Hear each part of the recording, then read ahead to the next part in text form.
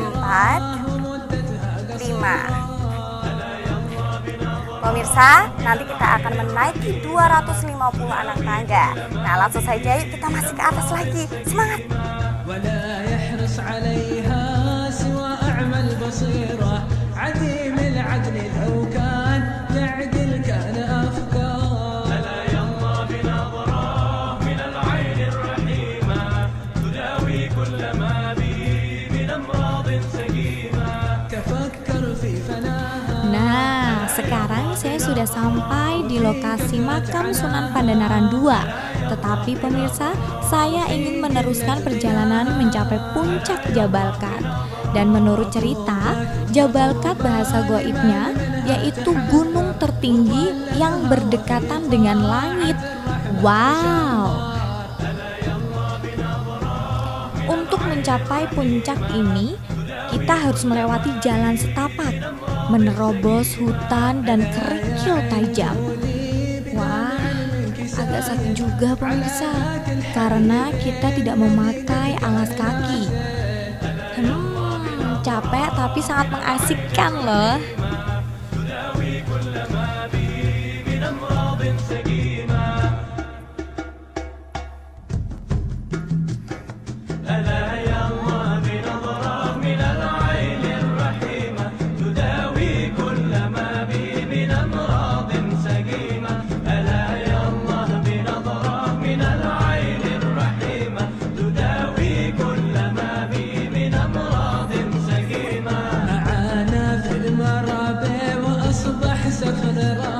وأمسى القلب والبال من بعده مكدر ألا يلا بنظرة من العين الرحيمة تداوي كل ما بي من أمراض سقيمة ولكن حسبي الله ألا يلا بنظرة. Sekarang saya sudah sampai di puncak Jabal Qat, yaitu petilasan Sunan Kalijogo.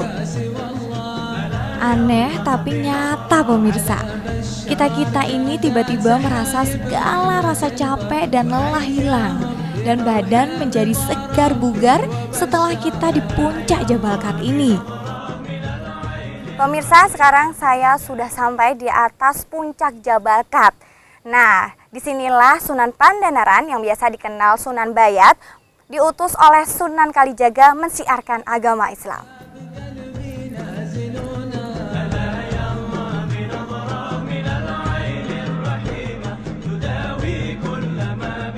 Assalamualaikum Bapak. Waalaikumsalam. Iya, dengan Bapak siapa? Sumbul Joko Triyono. Bapak Sumbul Joko Triyono. Saya panggil Ki aja ya. Ya, boleh, silakan. Nah, sekarang saya sudah berada di puncak Jabal Qat ya. Dan di sini adalah petilasan dari Sunan Pandanaran. Iya. Nah, bagaimana ceritanya petilasan Jabal Qat ini? Bisa diceritakan? Kalau menurut cerita mbah-mbah Iya. saya, Jabal Kat itu dulu tempat untuk menjang atau mbaiat Sunan Padangaran diwejang oleh Sunan Kalijaga. Dulu sini adalah bekas masjid yang adzan dengar dari Demak, dengar dari Mekah. Di sini Di tempatnya? sini tempatnya. Oh begitu. Terus sekarang masjidnya di mana? Masjidnya di Nggolo. Oh Di bawah di sono, bawah. karena kan itu katanya musyawarah para wali itu tidak baik kalau begitu. Akhirnya sulung lorot, ditarik di Nggolo. Oh ya. Ya itu karena dulu kan Bupati Semarang yang mana dulu tidak memikirkan rakyat kecil, sukanya cuman menumpuk harta. Ya. Akhirnya kan diingatkan oleh Sunan Kalijaga dengan membo jualan rumput. Di dalam rumput itu dikasih emas supaya pengen ketemu sama Sunan Padangaran. Sunan Padangaran ini adalah Bupati kedua Semarang. Iya. Ya. Terus bagaimana ceritanya lanjutannya itu Pak? Ya itu kata ceritanya singkatnya akhirnya ketemu sama Sunan Kalijaga. yang mimbo-mimbo orang nggak punya jual rumput hanya ketemu. Cuman diingatkan kamu itu jangan hanya menumpuk harta. Kalau cuman harta ambillah cangkul. Akhirnya diambilin cangkur. Oh. Sunan Kalijaga nyangkul Itu buat apa? jadi emas. Oh, setiap nyangkul jadi emas. Karena Di sini? mengingatkan, bukan waktu di Semarang Oh, di itu, Semarang itu. mengingatkan. Jadi orang jangan serakah, Mhm. jangan hanya menumpuk harta. Ingat itu rakyat kamu yang masih kecil yang banyak kelaparan. Oh, begitu. Akhirnya dia sujud sama Sunan Kalijaga. Kalau kamu sujud, jangan sujud ke saya, sujudlah pada Allah. Itu Sunan Kalijaga. Ya, bilang begitu. Nah, Sunan Padangaran itu ceritanya pengen sabdo jadi. Apa itu? Sabdo tadi mencetak harus jadi kayak itu nyangkul itu jadi emas. Emas itu tadi. Kalau pengen begitu silahkan ke Jabal Kat, saya tunggu. Di sini. Iya. Dari jalan kaki dari Semarang banyak cerita dibegal oleh Syekh Tumbo, kejadian Solo Tigo, Boyolali, Klaten, Wedi semua itu ada cerita akhirnya ke Jabal. Jabal Kat ini adalah akhir dari cerita itu tadi semuanya. Ya, cerita semuanya akhirnya di Jabal Kat. Lah, disinilah katalah di Bayat. Kalau orang Jawa di Wejang.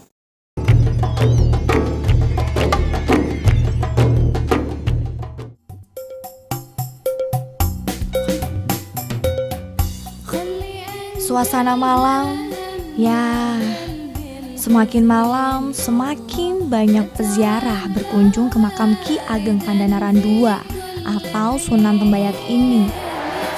Apalagi bila malam Jumat datang, ratusan bahkan ribuan pengunjung dari berbagai pelosok tanah air berziarah ke makam ini.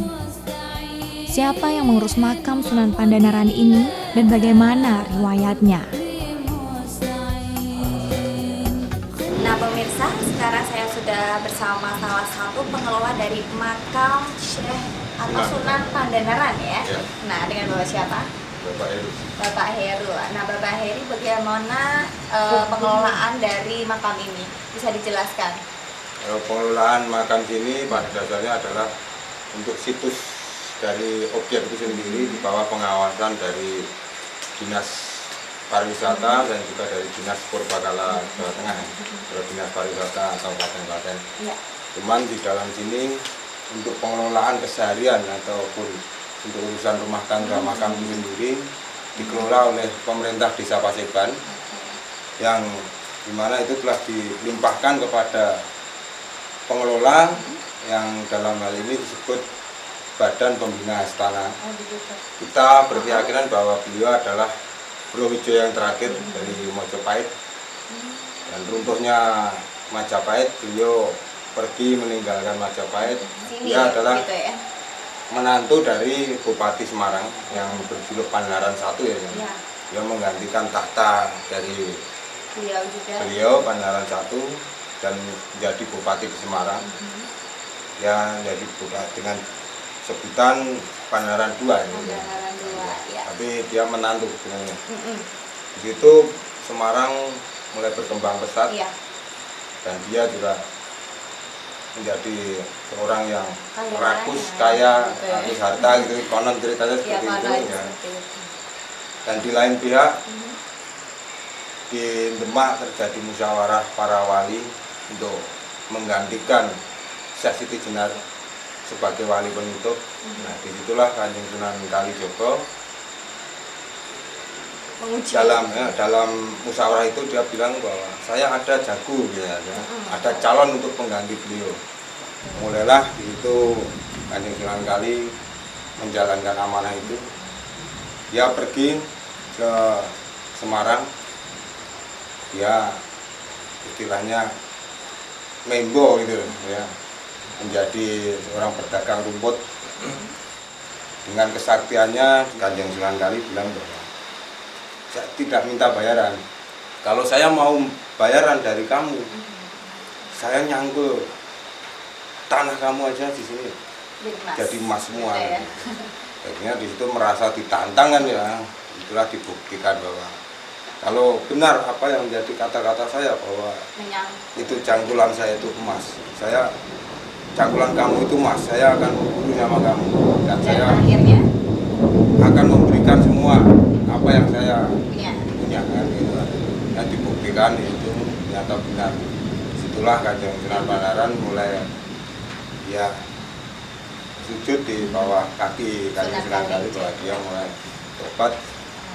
Nah, disitulah Sunan Kali bilang bahwa kalau kamu benar-benar mau tobat dan mau meninggalkan harta kekayaan kamu harus mencari saya di sebelah selatan kota Semarang.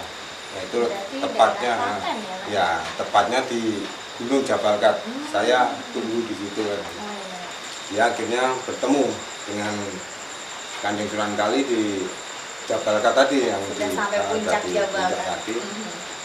Dengan wejangan-wejangan, dengan itulah dia mulai diislamkan, dibaiat akhirnya dengan ada yang bilang bahwa nama bayat sendiri itu, ada yang bilang bahwa dia dibaiatnya akhirnya yang dari dia tidak mengenal agama Islam pada akhirnya dia dimasukkan Islam. Ada yang dari kata bayat tadi menjadi kata bayat. Tapi ada juga yang versi yang bilang bahwa bayat itu sendiri diambil dari model dia atau tata cara dia mengadakan suatu majelis atau pengajian dakwah yang dalam rangka mengislamkan warga sekitar itu dengan nama tembayatan. Jadi itu kita abaikan, yang penting kan ada dua versi itu. Tapi kita keyakinan bahwa dari cerita terdahulu saya itu yang saya tahu adalah dari kata majelisnya tadi, jadi musyawarahnya tadi tembayatan. Ya, dan sedikit bicara tentang tadi Majapahit ya Bapak. Ya Bapak Anda sebutkan tadi. Nah, di sini juga ada ornamen Majapahit. Nah, ini ada gapura-gapura, ini bagaimana ceritanya? Ya, kalau dari ornamen Majapahitnya benar bahwa 5 gapura yang di sini adalah sesuai dengan arsitek Majapahitnya. Nah, di situ menunjukkan bahwa budaya ataupun arsitek yang berkembang saat itu adalah arsitek dari Majapahit. Tapi di situ menerangkan bahwa arsitek yang dipakai adalah arsitek Majapahit, cuman budaya yang saat itu adalah yang masuk adalah budaya Islam. Itu terbukti dari jumlah dari gapura itu sendiri adalah 5 gapura yang untuk masuk di situ, itu menunjukkan bahwa budaya Islam sudah masuk dan itulah rukun Islam kan budaya 5 situ. Dan pada akhirnya dia meninggal setelah gapura itu tadi. Nah, filsafah yang kita ambil dari bukti itu tadi bahwa di situ setelah kita melalui 5 rukun Islam tadi, bahwa akhirnya kita akan menuju ke meninggal, ke mati.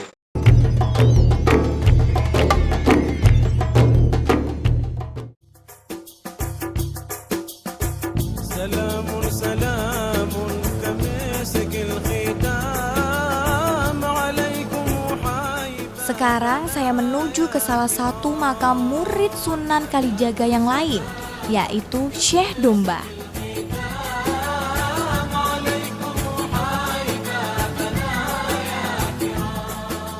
Untuk mencapai makam ini, kita harus naik ke Bukit Merak dan perjalanan kurang lebih setengah jam. Dan harus super hati-hati karena licin dan cukup melelahkan pemirsa.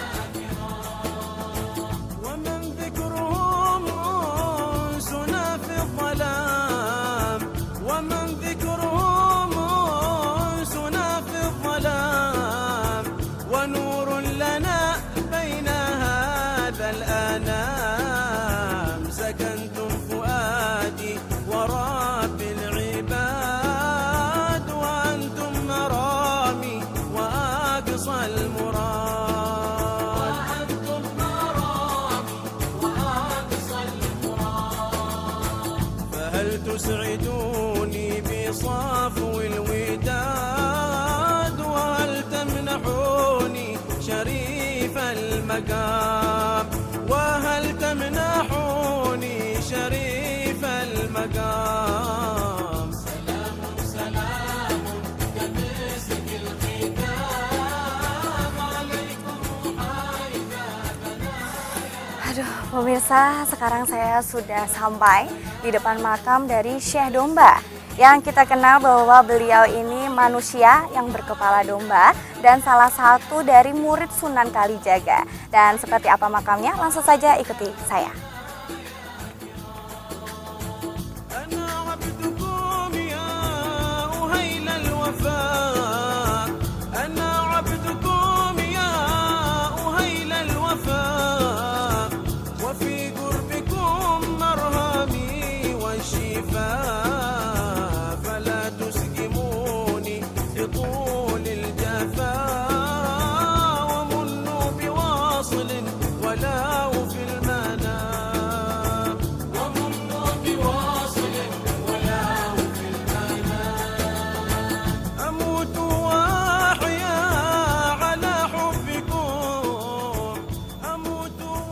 Syekh Domba atau Ki Sambang Dalan karena pekerjaannya menyusuri jalan untuk merampok.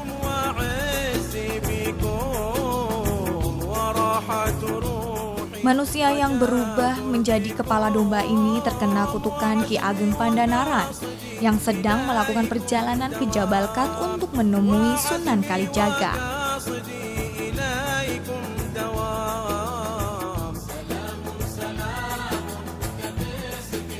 Ketika di tengah jalan Ki Sambang Dalan hendak merampok, dia mengikuti langkah Ki Ageng sambil terus merocos melontarkan sumpah serapah karena Ki Ageng tidak membawa harta benda.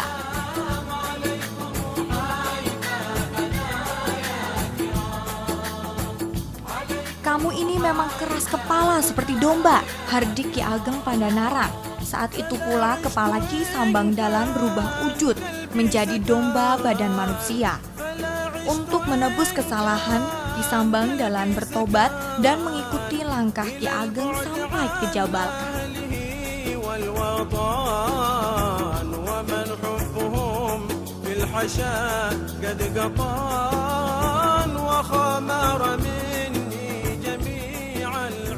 Ki Sambang Dalan mendapat tugas dari Ki Ageng untuk mengisi gentong tempat wudhu dari bawah bukit dengan memakai keranjang. Setelah 1 bulan menunggu, barulah Sunan Kalijaga datang dan Ki Sambang Dalan kembali berubah wujud menjadi manusia normal, serta gentong air yang kosong tiba-tiba penuh dan sejak saat itu mereka mendapat pendidikan agama dari Sunan Kalijaga. Ki Sambang Dalan akhirnya diberi gelar Syekh Domba.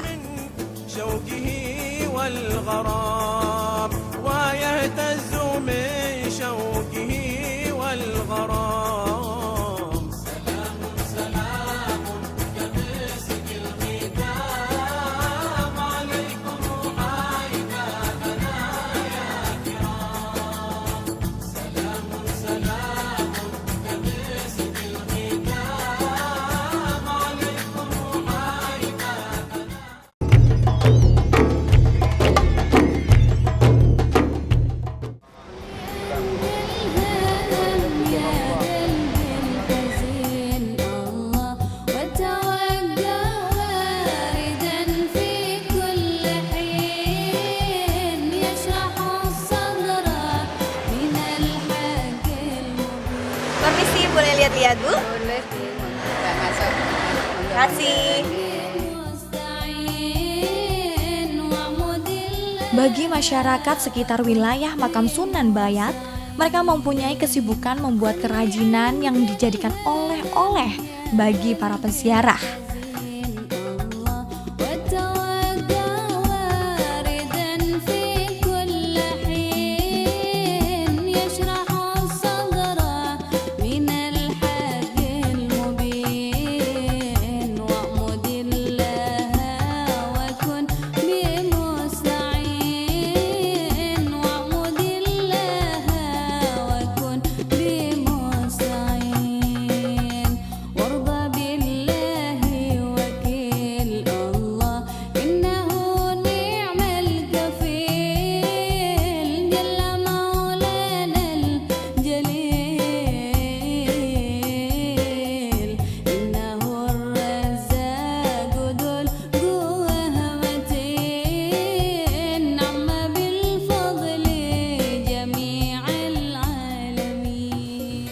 tempat ini akhirnya menjadi tompangan ekonomi rakyat.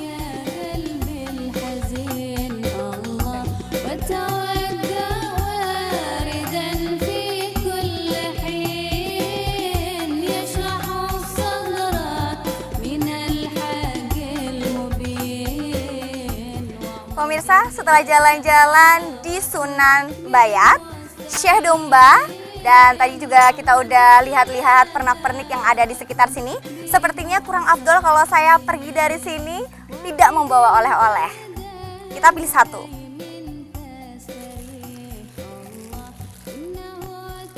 Ini berapa, Pak? Oh, boleh kurang? Oke, ini satu ya, Pak ya. Dan ini waktunya saya mewakili seluruh kerabat kerja bertugas pamit undur diri. Sampai jumpa di edisi mendatang dan wassalamualaikum warahmatullahi wabarakatuh.